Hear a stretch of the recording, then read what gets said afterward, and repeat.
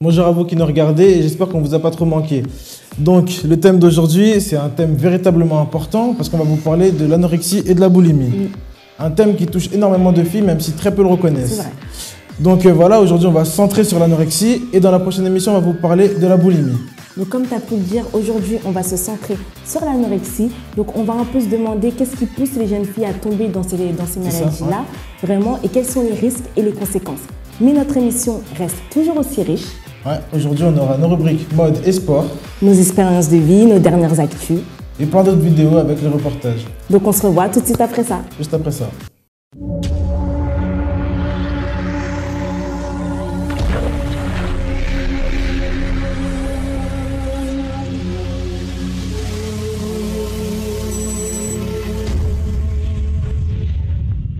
Comme vous avez pu le comprendre, donc le thème d'aujourd'hui, c'est l'anorexie. Donc déjà, on va vous expliquer un peu pourquoi la LGF-TV a souhaité parler de ce thème. Déjà, premièrement, c'est quelque chose qui concerne énormément de jeunes filles. Donc, on compte en France, juste en France, 150 000 jeunes filles entre 15 et 25 ans qui sont touchées par l'anorexie. Donc, c'est des chiffres vraiment énormes. Et c'est vraiment des choses comme ça qui nous ont poussé à se poser certaines questions. Ouais, parce que moi, franchement, je me demandais quand j'étais à l'école pourquoi il y avait autant de jeunes filles qui voulaient être minces, pourquoi elles faisaient ça, et je comprenais pas vraiment en fait. Oui, parce qu'on parle de taille zéro, on parle de magazines, enfin les magazines mettent en avant un certain idéal, c'est-à-dire qu'il faut être mince, un ventre plat, des cuisses parfaites. Enfin, c'est un peu l'idéal que toutes les jeunes filles se font, et je pense qu'à partir de là, ça a créé une sorte d'utopie et elles veulent ressembler à ça en fait. Ouais, j'ai vu que ça parlait beaucoup de la femme idéale, de la femme fine, avec les bouteilles taille fine, je comprenais pas trop ce que je voyais à la télé. La taille zéro. Ouais, franchement, c'est quelque chose qui m'a perturbé et j'ai vu à travers toutes ces choses que c'était un peu bizarre, quoi. Donc, Oui, c'est quelque chose qui touche énormément les jeunes filles, comme on a dit, et ça part de rien. Ça peut partir de « oh, j'ai envie de perdre 2 kilos », après ça se développe, mais ça part de rien. Et c'est toutes ces choses-là, toutes ces choses que tu trouves bizarres, parce que j'en suis sûre que toi aussi, derrière ton écran, tu trouves un peu ça abstrait. Donc c'est tout ça qu'on va élaborer pendant cette émission. Ouais, on va se demander pourquoi elles ont choisi, pourquoi elles sont devenues anorexiques. Mais heureusement, on a une vidéo qui montre qu'une jeune fille qui était anorexique a réussi à s'en sortir. On se revoit tout de suite après ça. C'est l'été à Nantes. Morgane, 21 ans, est étudiante en 3e année de kinésithérapie. L'anorexie, elle l'a combattue pendant 7 années. Une descente aux enfers qui l'a plongée à un poids de 36 kg pour 1,65 m. Si aujourd'hui Morgane a retrouvé un poids normal, le chemin de la guérison est cependant très long.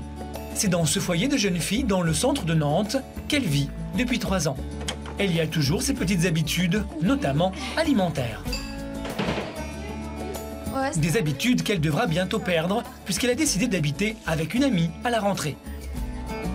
C'est l'heure du petit déjeuner, un moment qui est devenu aujourd'hui agréable. Nicole, l'animatrice, est comme une deuxième maman. Elle s'est beaucoup attachée à Morgane.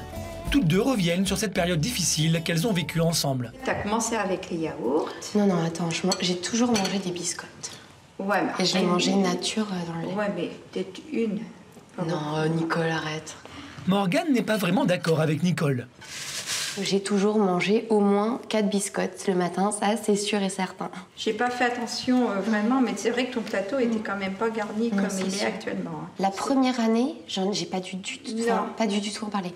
La deuxième année, j'avais plus la volonté de prendre du poids, mais en même temps ça me faisait très très peur. J'arrivais pas vraiment à me voir, moi je me trouvais toujours grosse donc... Je comprends pas parce qu'au contraire, elle était très très fine. Il y a une année, à la fin d'année, c'était pas beaucoup. Hein. La fin de la première année, ouais. Parce que quand tu revenais en vélo, c'était limite quand même. Limite, c'est vrai que... En plus, t'avais pas de force, t'avais pas de... Mais le fait que tu aies réussi tes examens t'a donné vraiment... Ouais, ça a été le début en fait, ouais, quand j'ai appris que j'étais prise en kiné. En kiné, oui. Pour moi, le déclic, ça se prépare en quelque sorte. C'est en se battant tous les jours pour essayer de ne pas régresser, pour faire des tout petits pas. Il faut quand même avoir toujours de l'espoir et et rester ouvert si on veut pouvoir avoir un changement réel en fait. Parce que moi, ça a vraiment été du jour au lendemain. Ouais. Mais bon, c'est vrai que ça fait quand même 1 an qu'il y avait du mieux.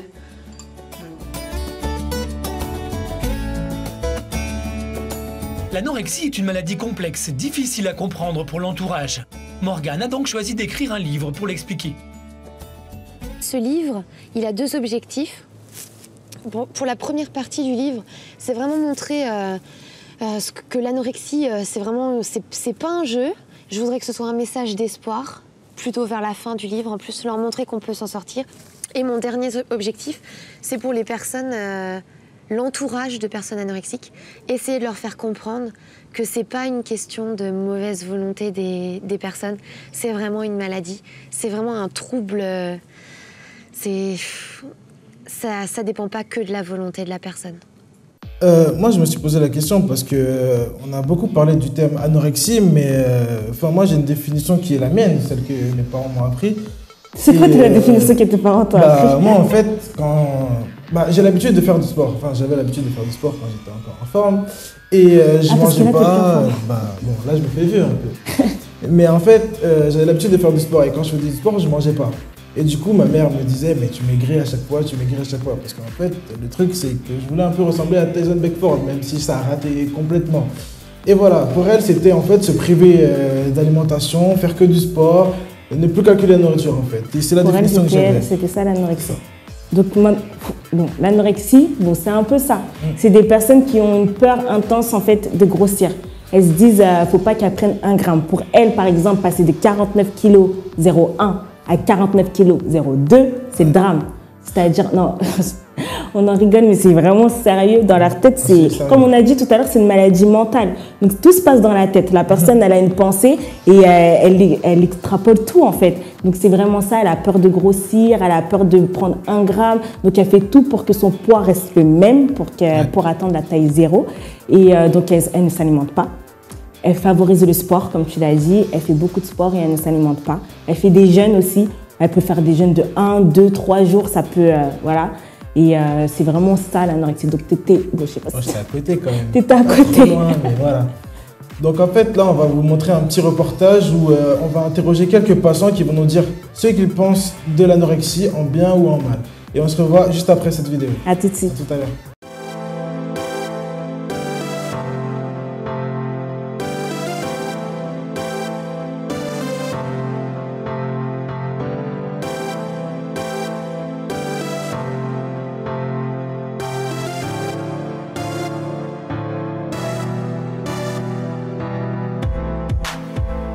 Coucou à tous, donc nous revoici maintenant pour une nouvelle émission sur le thème de l'anorexie.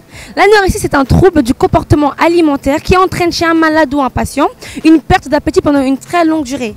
Mais comme vous êtes déjà un adepte de la FGF TV, on ne perd pas de temps et on y va, suivez-moi.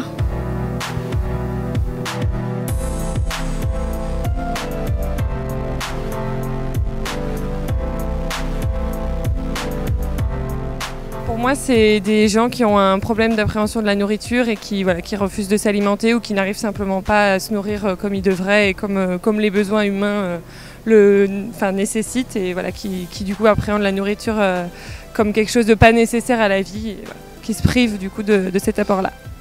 Alors pour moi, l'anorexie, c'est un problème d'alimentation, une personne qui a du mal à se nourrir parce que soit c'est un dégoût En général, c'est plus mental, je pense. C'est surtout par rapport à des personnes qui vont sentir mal dans leur peau, elles vont se trouver grosses et du coup, elles vont arrêter de manger en disant voilà, je mange pas parce que sinon je grossis.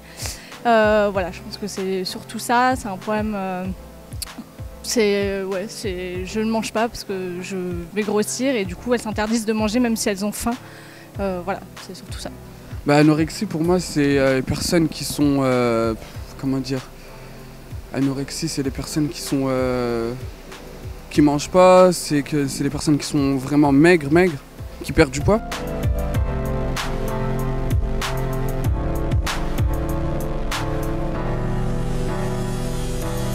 Oui, je pense que le public jeune est particulièrement touché, surtout avec la société actuelle, ce qu'on nous montre dans les médias, dans les magazines.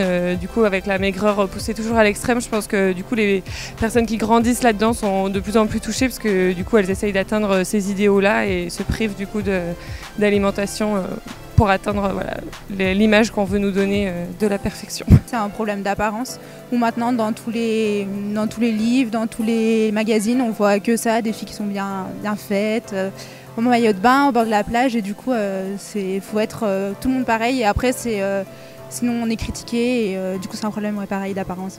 Moi je trouve que ça peut être fréquent chez les jeunes et même chez les adultes. Donc nous revoilà pour la fin de ce reportage et malheureusement c'est terminé, on doit se quitter. Mais moi j'ai une dernière question pour vous. Qu'est-ce que vous pensez de ce terme, l'anorexie? Donc bien sûr vous pouvez nous parler sur la rubrique télé sur le site ou même sur le Facebook. En tout cas j'ai beaucoup aimé ce moment et je vous dis à la prochaine.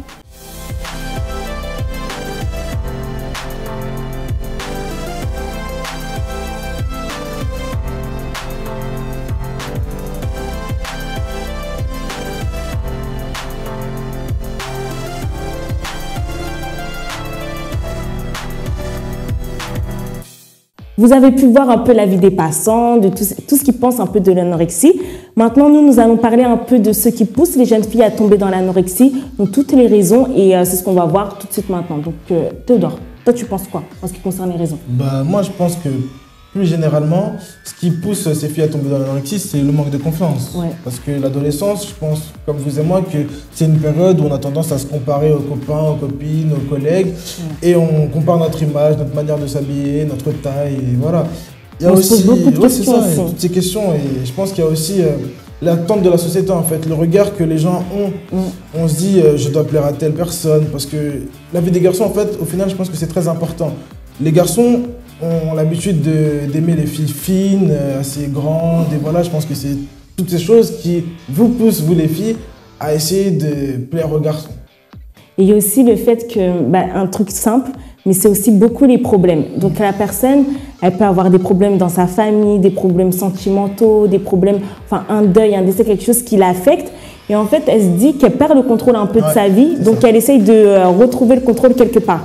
Donc la seule chose qu'elle peut contrôler véritablement, c'est son corps. Donc elle se dit, si je contrôle tout mon corps, si je me prive de nourriture, elle est en train de montrer qu'elle peut contrôler quelque chose et elle commence à se priver de nourriture de façon naturelle. Et il y a aussi le fait que la personne qui est anorexique ou qui tombe dans l'anorexie a une image complètement déformée d'elle-même. C'est-à-dire que quelqu'un peut la voir très jolie, quelqu'un peut la trouver très belle, très fine, même si elle n'est pas mince, 0 kg, mais vraiment elle peut être très attirante.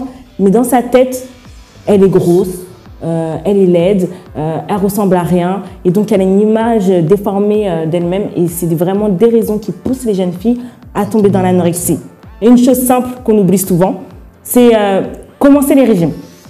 Bon, je pense que on va pas se mentir, on a toutes voulu un peu se dire non, vas-y, je vais faire 2, 3 kilos, non, 4, 5 maximum, c'est bon. Et des fois, juste cette petite pensée de se dire bon, c'est l'été, je vais un peu prendre la forme. Donc ça peut pousser les jeunes filles à tomber dans une anorexie parce que au départ, c'était 1 kilo, ça en devient 2, 3, 4, 5, 6. Après, c'est 10, 15. Et sans s'en rendre compte, on commence à vouloir atteindre un objectif qui peut être dangereux pour la santé. Donc c'est des choses, pour moi, c'est les raisons essentielles qui poussent les jeunes filles généralement à tomber dans l'anorexie. Ouais, je pense que là, on a tout dit, on a tout évoqué. Et je pense qu'il y a quelque chose d'un peu plus réjouissant qui vous attend tout de suite, non? Oui, bien sûr. En parlant de plaire, etc. Donc on va maintenant annoncer la rubrique mode. Donc on se retrouve avec notre conseillère en image Brigitte qui va nous donner un peu des conseils pour toutes les morphologies. Donc soyez à l'écoute, on se revoit tout de suite après.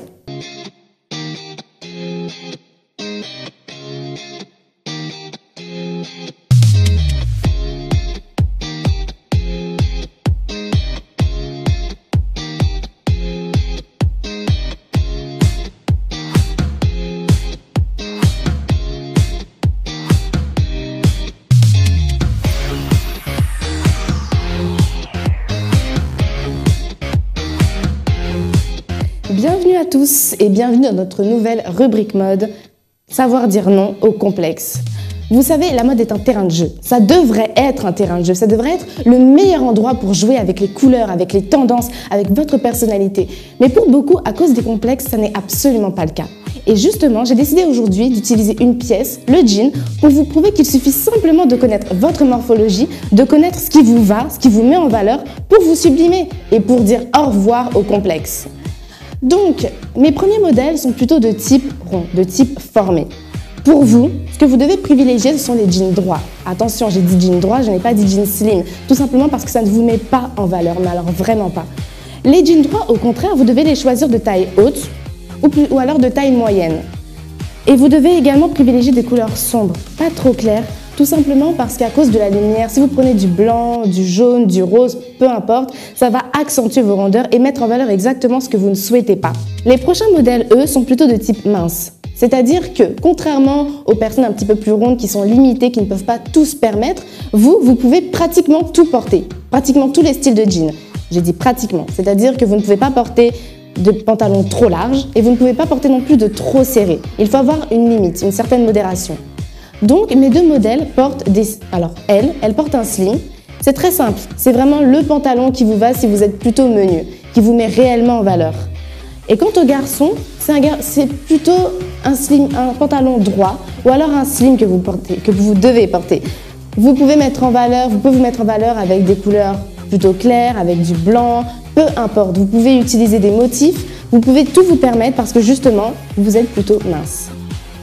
Donc voilà, vous avez donc la base pour vous valoriser, pour mettre votre morphologie en valeur.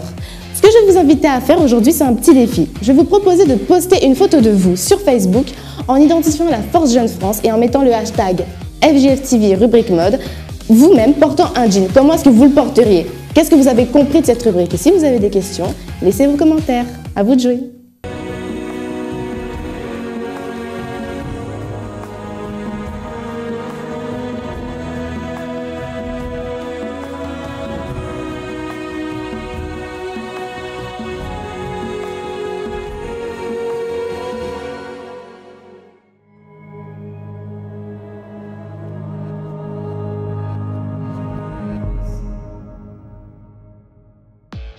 Donc j'espère que la rubrique mode qui vient de passer vous a plu parce que moi personnellement j'ai réussi à apprendre à me saper et en plus pas très charmant, j'ai appris à avoir un look donc vous n'avez plus d'excuses, maintenant vous devez savoir vous habiller. On a beaucoup parlé de tout ce qui est à définition de l'anorexie, le pourquoi, le comment, mais il faut aussi qu'on parle des conséquences je pense. Bien sûr. Donc ouais, je pense que toi t'en connais pas mal. Donc... Oui, enfin dans les conséquences déjà il y a les conséquences physiques. Donc déjà une personne qui est dite anorexique, déjà c'est impossible pour elle en fait de tomber enceinte. Ou même si elle arrive à tomber enceinte, c'est impossible pour elle d'aller jusqu'au terme de sa grossesse. Ensuite il y a la perte des cheveux. Donc la personne qui est anorexique perd ses cheveux facilement parce que ses cheveux deviennent fins, fragiles, donc ils commencent à tomber d'eux-mêmes. Petit à petit, ouais. On voit aussi qu'elles approchent de la mort. Pourquoi ? Parce que leurs mains deviennent froides, leurs pieds deviennent froids aussi. Donc c'est vraiment quelque chose d'assez choquant. Là. Elles sont constamment en train de trembler, elles n'arrivent pas à dormir, elles ont beaucoup d'insomnie, des maux de tête, des vertiges. Vraiment, en ce qui concerne les conséquences physiques, c'est déjà ça. Il y a aussi des conséquences psychologiques, on va dire que c'est le comportement des filles habituelles, mais exagéré on va dire. Parce que la fille, elle est souvent à fleur de peau déjà de base, mais là c'est vraiment à l'excès. Oh j'ai cassé mon ongle, je vais pleurer, oh mon jean me serre, je vais pleurer. C'est plein de petites choses comme ça. Donc tu es en train de dire que nous les filles généralement on pense comme ça. Bah je pense que vous pensez aussi comme moi les garçons, c'est un peu la vérité. Il y a toutes ces conséquences là, il y a aussi... En effet, les filles, elles sont toujours colériques. À ce moment-là, elles sont toujours colériques. Elles vont s'énerver pour un tout et pour un rien. Elles sont toujours comme ça. Et elles ont tendance aussi à avoir une mémoire très courte. Elles vont poser leur rouge à lèvres à côté d'elles. Elles vont dire, mais où est-ce que je l'ai mis? Je l'ai perdu. Et c'est plein de petites choses comme ça, en fait. Bon, ça, je sais pas. Mais en tout cas, il y a aussi les conséquences sociales. Donc, c'est difficile pour les filles en fait, qui tombent dans l'anorexie de pouvoir avoir une vie sociale bien déterminée, bien établie. C'est-à-dire qu'elles ont beaucoup d'échecs en ce qui concerne déjà leur vie professionnelle ou leur vie scolaire. C'est ça. Aussi dans la vie sentimentale. C'est très compliqué d'avoir une relation avec quelqu'un lorsqu'on ne s'aime pas soi-même, comment aimer une autre personne, c'est très compliqué. Il y a tout ça et aussi le fait qu'elles aiment beaucoup s'isoler. Elles sont très seules elles-mêmes, elles aiment beaucoup être seules, s'isoler dans leur chambre et ne parler à personne. Voilà, c'est ça. Et toutes ces conséquences qu'on vous a présentées là, donc j'espère qu'elles vous ont fait réfléchir. Et là, tout de suite, on va avoir une expérience de vie que nous allons vous montrer tout de suite et qu'on se revoit juste après ça.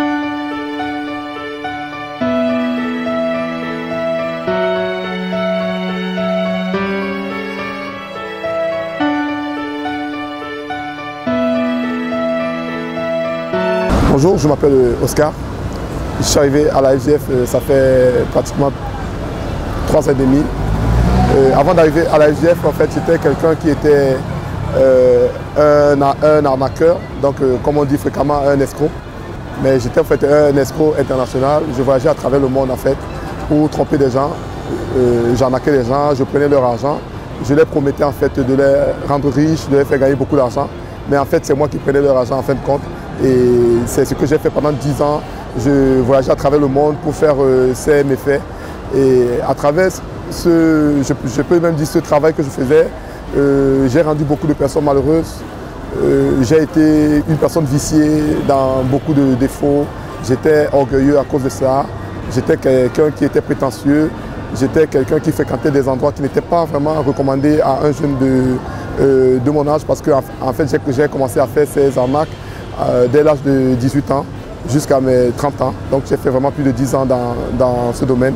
J'ai voyagé à travers le monde, j'ai fait l'Amérique du Sud, j'ai été au Brésil, en Argentine, dans des pays comme le Costa Rica, le Panama. J'ai été en Afrique du Nord, j'ai fait l'Algérie, le Maroc, la Tunisie, tous ces pays en fait. Mais le plus de tout ce que je faisais, c'est quoi? C'est que je vivais une vie d'apparence. Les gens que je rencontrais me jugeaient par rapport à mon apparence parce que je m'habillais avec des articles de luxe, j'achetais beaucoup de choses bling bling pour montrer aux gens en fait, que j'étais rempli d'argent, que j'étais riche en fait. Et c'est cela qui les attirait. Et à cause de ces méfaits, j'ai même fait 8 mois de prison. Voilà, j'ai été emprisonné une fois en Algérie. J'ai fait 8 mois de prison parce que une personne en fait, qui avait déjà été trompée m'a porté plainte. J'ai été en prison, ça a été une expérience très dure pour moi.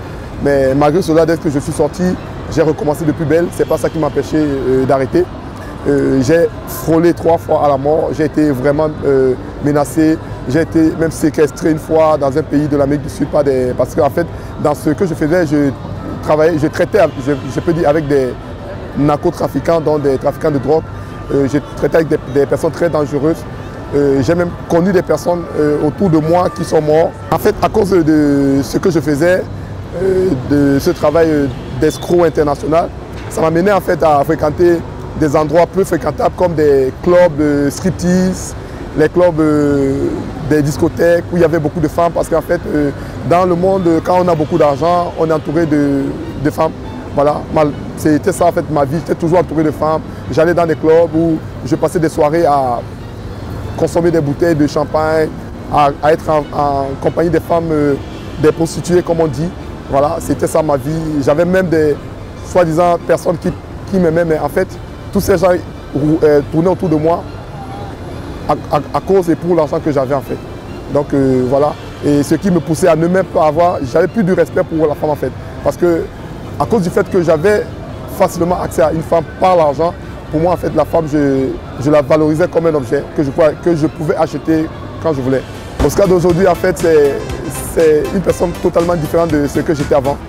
Aujourd'hui j'ai abandonné tout cela, les arnaques, les tromperies, les mensonges, parce qu'en fait le mensonge c'était vraiment un véritable défaut.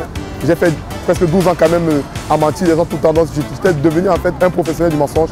Donc le nouveau Oscar que je suis ne ment plus, je ne trompe plus les gens, j'ai même plus envie de le faire parce que j'ai réalisé en fait que j'étais vraiment dans un chemin très, je peux même dire misérable parce que j'avais honte de moi quand j'ai commencé à comprendre à travers les enseignements que je suis à la FGF les conséquences de ce que je faisais.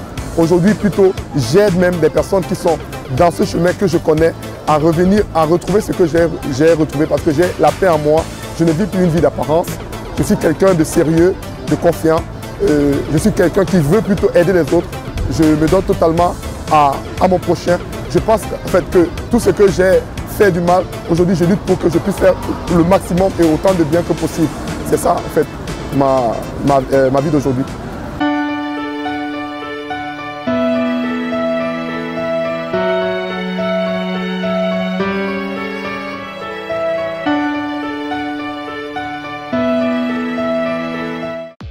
Donc tout au long de l'émission, on a parlé des conséquences, on a parlé des raisons. Maintenant, on va essayer d'apporter un peu des solutions. Peut-être que tu n'es pas directement touché par ce thème, mais peut-être que tu connais quelqu'un ou un membre de ta famille, un ami, donc tu peux lui apporter ces solutions-là. Déjà, pour pouvoir s'en sortir, il y a 4 phases à passer. 4. Donc la première phase, déjà, c'est la prise de conscience. Comme tu l'as dit tout à l'heure, Les filles, généralement, ces filles-là ne reconnaissent pas. Elles se disent non, j'ai pas de problème, j'ai juste envie de perdre du poids, je fais juste attention à ma ligne. Mais la première étape, déjà, c'est prendre conscience, en fait, c'est reconnaître qu'on est là, qu'on a une maladie et pouvoir passer à la phase suivante. La deuxième étape, c'est la prise de décision. On doit prendre la décision d'arrêter d'être anorexique. On doit aller de l'avant et garder le même bâton quoi qu'il arrive en fait.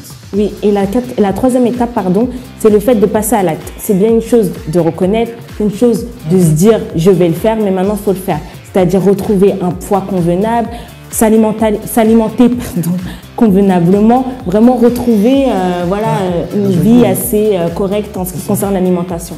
Et la dernière étape, et je pense la plus importante, c'est qu'il faut persévérer. Parce que je pense que quand on sort de l'anorexie, il y a des difficultés qui vont arriver, on a tendance à regarder son poids, mais il faut continuer à se battre, continuer à manger quoi qu'il arrive, même si franchement c'est dur, mais il faut y arriver. Et il y a une chose, c'est que souvent les personnes qui dites anorexiques, elles se disent bon je vais y aller, elles sont là déterminées, elles passent les 3 premières phases et après quand elles arrivent à la persévérance, au bout d'1, 2 mois, on compte 50% de rechute. C'est-à-dire qu'elles disent non, elles ne peuvent pas. Et c'est vraiment la phase, si je puis dire, la plus importante après le fait d'avoir reconnu. C'est ça. Donc, je pense que là, on vous a exposé les solutions. Ça vous a parlé, ça vous a, on va dire, interloqué. Donc réfléchissez à cela. Mais surtout, et encore surtout, n'oubliez pas, pas en juillet, mais le 27 septembre, savoir dire non. Venez nombreux parce que franchement, ça va être extraordinaire. Génial. Il y aura de tout. Il y aura du rap, de la danse. Du chant. Mais moi, je suis juste pressée en fait. Donc, on va vous laisser avec ce spot qui va parler un peu plus de notre événement. Et il y aura la rubrique sport aussi juste tout à l'heure. après ça, la rubrique sport. Et je pense que Cédric il nous réserve des choses extraordinaires parce qu'il s'est passé plein de choses dans le sport en ce moment. Donc, on se revoit après ça.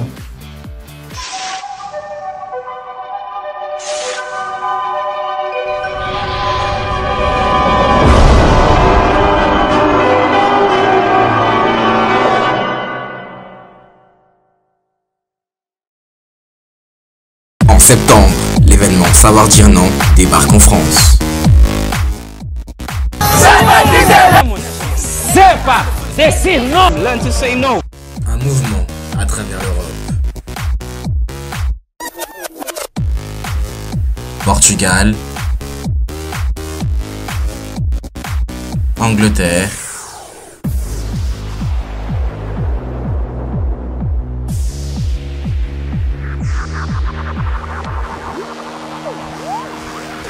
Italie,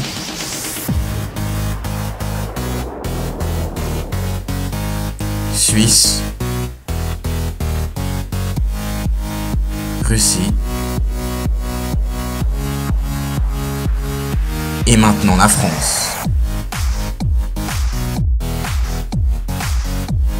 Rendez-vous samedi 27 septembre à 15 h au Doc Pullman pour l'événement de l'année, savoir dire non.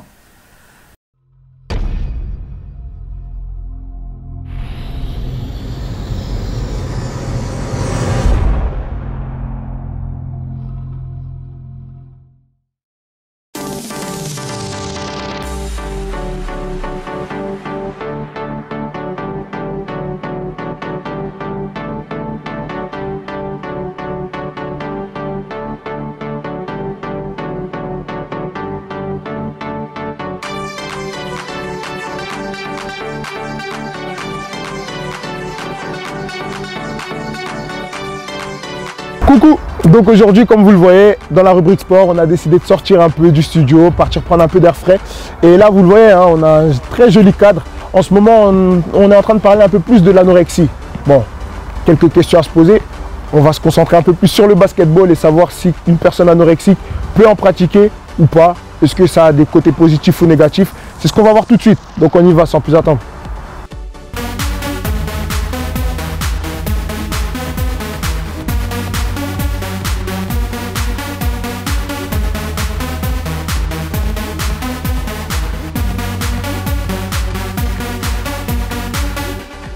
Alors comme vous le voyez, là nous sommes sur le terrain et derrière moi vous pouvez déjà voir quelques joueurs de basket qu'on va aller interroger tout de suite. pour qu'il puisse nous dire un peu comment, bon, quelles sont déjà les bases du basketball et qu'il puisse nous orienter sur déjà comment ils se nourrissent, comment ils s'entretiennent, leur hygiène de vie. Et ça va pouvoir nous donner peut-être une réponse par rapport à l'anorexie. Donc on y va. Salut les basketteurs! Jean-Fénol, ça va? Ness? Alors, comme on a vu, vous étiez déjà là en train de toucher un peu le ballon. Comment ça se passe alors? Qu'est-ce que vous pouvez nous dire un peu au niveau du basketball?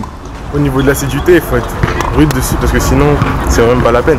Mais enfin, ma première question, si je peux dire, c'est plutôt de savoir qu'est-ce qui a fait que vous vous êtes tourné vers le basketball et non pas un autre sport? Moi, personnellement, c'était pour me différencier des autres. Parce que dans mon quartier, ils sont plus foot. Donc, par rapport à ça, j'ai voulu me différencier des autres. Donc, j'ai commencé le basket.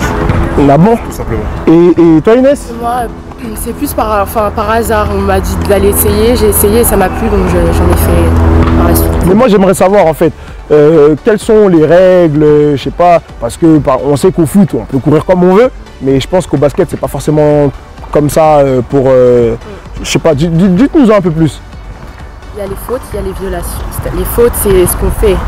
Par exemple, quand on un joueur comme ça, ouais. Les violations, c'est plus les marchés, les reprises, les portées, etc. Mais en fait, quand le joueur, on le tape comme ça, c'est... Quand on fait juste ça, c'est faute? Non, il y a une zone. On n'a pas le droit de rentrer dans la zone du joueur, en fait. C'est pour ça qu'on défend comme ça et non comme ça. Ah, ok. Et par exemple, pour attaquer, comment ça se passe? Il y a un délai, en France, que je sache, c'est 24 secondes. Oui. Et en gros, pendant 24 secondes, on doit attaquer. Et après ces 24 secondes-là, s'il n'a toujours pas marqué, c'est l'adversaire. Ah, ok. Ça veut dire qu'on a un temps limite pour pouvoir aller jusqu'au panier adverse. Et on est combien sur le terrain? 5. 5 contre 5. 5 remplaçants, 5 sur le terrain. Ah, ok, ça veut dire qu'il doit quand même avoir une intensité assez élevée. Mais par exemple, vu que là en ce moment on est en train de parler de l'anorexie dans la FJF TV en général, j'aimerais savoir, quelqu'un qui est anorexique, est-ce qu'il peut pratiquer justement un sport avec une telle intensité? Non. Pour toi c'est catégorique? Non, impossible. Pourquoi? Quelles sont les hygiènes? C'est physique. Ouais. Il faut être constamment sur ses appuis et c'est juste pas possible de... Non, en fait, c'est trop physique. Comme vous avez pu voir, on nous a donné quelques conseils, que ce soit pour les personnes qui sont complexées ou pas au niveau de l'anorexie. Le conseil, c'est de bien manger. De bien manger, de ne pas se faire vomir, parce que la plupart du temps, les personnes anorexiques sont des personnes qui peuvent avoir cette envie de se faire vomir, que ce soit pour perdre du poids ou bien plusieurs autres raisons. Mais bon, nous, ici avec les basketteurs, on nous a donné ce conseil-là. Mangez bien et faites beaucoup de sport.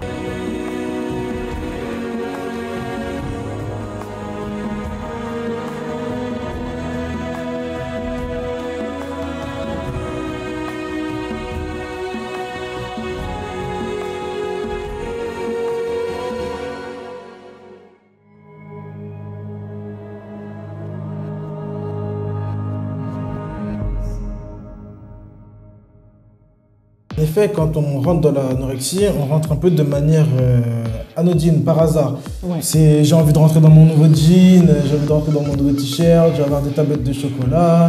C'est des choses comme ça, sans se rendre compte, on finit par maigrir, perdre du poids et ensuite ça nous attaque et on rentre dans une espèce de cercle vicieux en fait. C'est vrai. Donc, comme tu as dit, on commence avec une idée simple, au final on finit meurtri, on finit faible, on n'a plus d'estime de soi parce que voilà, notre vie prend un autre sens. Donc franchement, le seul conseil vraiment qu'on peut vous donner au terme de cette émission, c'est avant de pouvoir partir à la poursuite, à la quête du corps idéal, il ne faut pas oublier que l'anorexie, ça existe, que ce n'est pas seulement juste un caprice ou une tendance, c'est une vraie maladie. Donc il faut en prendre conscience. Malheureusement pour aujourd'hui, notre émission est terminée. Mais on se revoit très bientôt. Je vous assure que les prochaines émissions, ça va être vraiment quelque chose de fort. De toute façon, on va se centrer sur la boulimie là. C'est ça. On n'a pas fini. Donc restez accrochés.